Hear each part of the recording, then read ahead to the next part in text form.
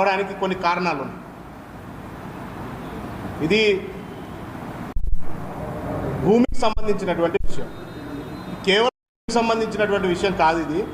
ఇది ఒక చరిత్రకు సంబంధించినటువంటి విషయం. ఈ దేశానికి, భారతదేశానికి స్వాతంత్రం రావడానికంటే ముందే బ్రిటిష్ పరిపాలనలో ఈ అనంతపురం జిల్లా ఉన్న రోజులలోనే మా పేదరికాన్ని చూసి మేము కురువళ్ళం, మేమేమి ఎకరాల భూమిలో పంటను పండించి మా పంటను అమ్ముకొని దాని నుంచి వచ్చినటువంటి ఆదాయంతో బతికేటువంటి పరిస్థితులు ఉన్నటువంటి వాళ్ళం కాదు. మా తాతలు గొర్రెలు కాసుకొని కష్టాలతోటి వాళ్ళ జీవితాలను వాళ్ళు ముందుకు తీసుకుపోయి ఇంట్లో ఉన్నటువంటి వాళ్లకు బియ్యం పెట్టి అన్నం పెట్టలేనటువంటి పరిస్థితిలో వీళ్ళు పంట పండించుకోలేరు, వీళ్ళు బతకలేరు, వీళ్ళు పేదరికంలో ఉన్నారు. పేదరికంలో కుక్కల్లాగా లేకపోతే వేరే జీవుల్లాగా తిండి లేకుండా చచ్చిపోకూడదని చెప్పి తిండి పుట్టించుకోవడం కోసం దగ్గర భూమి ఇస్తే, అప్పుడు ఉన్నటువంటి బ్రిటిషులు భూమి ఇస్తే, స్వాతంత్ర భారతదేశంలో ఇన్ని సంవత్సరాల తర్వాత రెవెన్యూ కోర్టులో మాకు అన్యాయం జరిగింది. డిఆర్ఓ గారి సమక్షంలో మాకు అన్యాయం జరిగింది. ఈ అన్యాయాన్ని మేము ప్రజా కోర్టులో పెట్టాలనుకుంటా ఉన్నాం.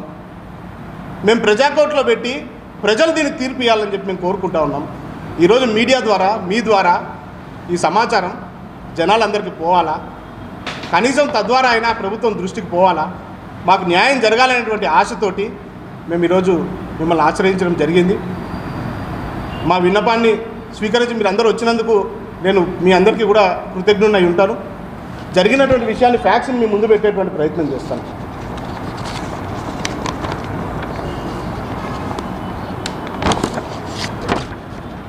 ఇది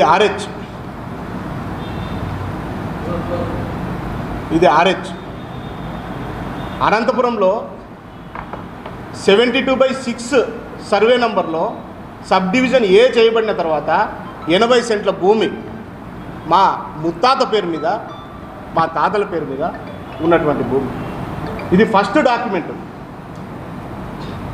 మేము అమ్ముకొని భూమి నుంచి వ్యాపారం చేసి, రియల్ ఎస్టేట్ వ్యాపారం చేసి కొన్నదో అమ్మినదో కాదు. స్వాతంత్రానికి ముందు బ్రిటిషులు మాకు ఇచ్చినటువంటి భూమికి ఇది ఆధారం. ఇది మా ముత్తాతకు, మా ముత్తాత ఐడెంటిటీ. ఇది కేవలం భూమి కాదు, ఇది మా ముత్తాత ఈ భూమి మీద పుట్టినడని చెప్పడానికి ఒక సాక్ష్యం.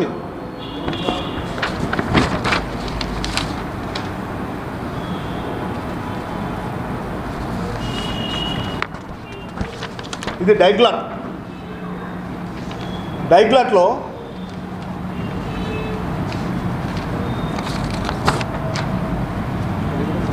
ఇది 72 సర్వే నంబర్ 72. ఇక్కడ 6 ఉంటుంది. ఈ 6 పక్కన తపీల్ లిస్టు 102 చూడమని చెప్తున్నారు. తపీల్ లిస్టులో మా ముత్తాత పేరుంది. తపీల్ లిస్టు 102 బండి పెద్ద పెన్నయ్య, పెద్ద ఓబయ్య గారి పెద్ద పెన్నయ్య, బండి పెద్ద ఓబయ్య గారి చిన్న పెన్నయ్య, మా ముత్తాతల పేర్లున్నాయి. అయితే ఎప్పుడో స్వాతంత్రానికి ముందు మీ ముత్తాతల పేర్లు ఉన్నాయని ఈరోజు నువ్వు వచ్చి నీదంటున్నావా అని మీరు కూడా ప్రశ్నించవచ్చు. అది కాదు. ఇది రీసెంట్ ఈసీ. ఆ రోజు నుంచి ఈ రోజు దాకా మా భూమిలో మేమే ఉన్నాం.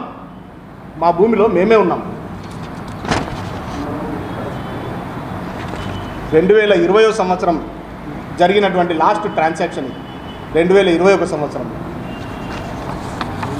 ఈ ఈసీ ఎప్పుడైతే తీయగలుగుతామో, ఫస్ట్ ఈసీ డాక్యుమెంట్ ఏ రోజైతే తీయగలుగుతామో 1990 నుంచి ఇప్పుడు ఉన్నటువంటి 2020 వరకు దీంట్లో ఇన్ని రకాల ట్రాన్సాక్షన్స్ జరిగినాయి. ఈ భూమిలో మేము పొజిషన్లు ఉన్నాం.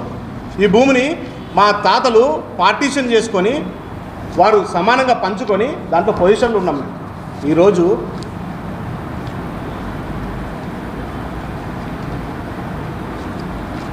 మా తాతల వంశవృక్షం ఎంఆర్ఓ గారు ఇచ్చినటువంటి మా తాతల వంశవృక్షం. మా ముత్తాత, మా తాత, మా తండ్రులు పేర్లున్నాయి. మేము హక్కుదారులం, మేము పట్టదారులం, మేము పొజిషన్లో ఉన్నటువంటి వాళ్ళం. అయితే మా భూమిని కాజేయడానికి మా భూమిని కాజేయడానికి కొందరు కుట్ర పన్నితే అధికారులు గుడ్డి వాళ్ళై కళ్ళు మూసుకొని ఫ్యాక్ట్స్ని చూడకుండా వాళ్లకు అనుకూలంగా ఉండడం కోసం ఏవైతే తీసుకొచ్చి వాళ్ళు తీర్పు చెప్పగలరో అవి మాత్రమే పరిగణలోకి తీసుకున్నారు. డిఆర్ఓ గారు రెవెన్యూ రికార్డ్స్ని పరిశీలించకుండా, డిఆర్ఓ గారు ఒక జ్యుడిషియరీ కోర్టులో 2010లో ఇచ్చినటువంటి తీర్పుని పరిశీలించకుండా తన యొక్క పవర్స్ని మిస్యూజ్ చేస్తూ దుర్వినియోగం చేస్తూ మాకు వ్యతిరేకంగా తీర్పునిచ్చినారు. మేము మీకు కోరుకుంటున్నది ఒకటే, ఈ తీర్పుని ఆధారంగా ఇంకొక 10 రోజుల్లోనో 5 రోజుల్లోనో వారం రోజుల్లోనో వీళ్ళు ఎంఆర్ఓ ఆఫీస్ దగ్గర పట్టాన్ని పొందేటువంటి ప్రయత్నం చేస్తూ ఉన్నారు. అది పొంది దీంట్లో కొత్త డిస్ప్యూట్ తీసుకొస్తారు. ఇంకొక కుట్రదారుణ్ణి ఇంకొక భూ కబ్జాదారుణ్ణి తీసుకొచ్చి తక్కువ రేటుకి భూమిని అమ్మేసుకుంటారు. అప్పుడు దీన్ని సివిల్ డిస్ప్యూట్గా తీసుకొచ్చి ఇంకొక 10 సంవత్సరాలు ఇంకొక 15 సంవత్సరాలు మా భూమి పైన మమ్మల్ని లేకుండా చేయాలనేటువంటి ప్రయత్నం చేస్తున్నారు. నేను బద్రీనాథ్ అనేటువంటి వ్యక్తి మా పైన పిటిషన్ వేయడం జరిగింది. ఆ పిటిషన్ని అసలు స్వీకరించేటువంటి రైట్ కూడా లేదు డిఆర్ఓ గారికి. ఎందుకంటే 2010వ సంవత్సరంలో ఎవరైతే బద్రీనాథ్ అనేటువంటి వ్యక్తి ఉన్నాడో ఆయన తండ్రిగా చెప్పుకుంటున్నటువంటి వ్యక్తి ఇది మా అమ్మగారు ఉన్నటువంటి భూమి అని సివిల్ కోర్టులో కేసు వేసినారు. అదేదో తీర్పు బద్రీనాథ్ ఎవరో మాకు ఆయన వ్యక్తి ఎవరో కూడా తెలియదు. మాకు ఆయన మేము చూసింది లేదు పెట్టింది లేదు, ఆయన ఎవరో కూడా తెలియదు మాకు. ఆయన హఠాత్తుగా ఒక రోజు నిద్రలోకి వెళ్ళి లేచినట్టు మొన్న 2 నెలల క్రితం కోర్టులో ప్రత్యక్షమైన ఆయన ఎవరో కూడా తెలియదు మాకు. సంవత్సరంలో OS 105/2010లో ఈ బద్రీనాథ్ నేను ఎవరి కొడుకునని చెప్పుకుంటున్నాడో వాళ్ళ తండ్రి కేసు వేసినాడు. జడ్జిమెంట్ చూడండి. ఆయన కంటెస్ట్ చేయలేక, ఆయన దగ్గర డాక్యుమెంట్స్ లేవని చీఫ్ అఫిడవిట్ ఫైల్ చేసుకోలేక కేసు డిస్మిస్ అయింది.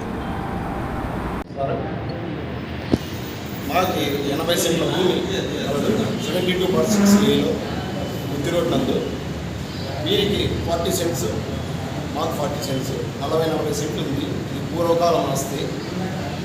దీన్ని భూ కబ్జాదారులు దాదాపు 20 సంవత్సరాలుగా మమ్మల్ని పట్టి పీడిస్తున్నారు. మేము ఏదో విధంగా స్టెప్ బై స్టెప్ వేసుకుంటూ ముందుకు వస్తున్నాము. ఇది దాదాపు అందరికీ తెలిసింది, అనంతపురంలో ఉండే వాళ్ళందరికీ తెలిసింది. మేము కోర్టులో కూడా నన్ను ఫైల్ చేసినాం. కోర్టులో కూడా సార్ మా మీద ఇట్లా వచ్చి వాళ్ళు కోర్టు చేస్తున్నారు అంటే, అయ్యా ఇదే ప్రెస్ క్లబ్ నాదని చెప్పి వేరే వాళ్ళు ఇవ్వచ్చు, కానీ అది నాదే నీదే అని నేనే నీకు నా తీసుకుంటాను, నీదైతే నీది వాళ్ళదైతే వాళ్ళు అంటారు అని చెప్పి కేసు తీసుకున్నాడు. అది మాకు అనుకూలంగా తీర్పు వచ్చింది 2010లో. మరి చక్కలు తిప్పాలని మరీ చూస్తున్నారు. మేము కోరేది ఏమంటే డిఆర్ఓ సార్ గారు 40 సెంట్లు వాళ్ళకి 40 సెంట్లు మాకు 40 సెంట్లు ఉంటే 40 సెంట్లు వాళ్ళకి మాత్రమే ఇది ఇచ్చాడు, నోటీస్ అనేది ఇచ్చారు.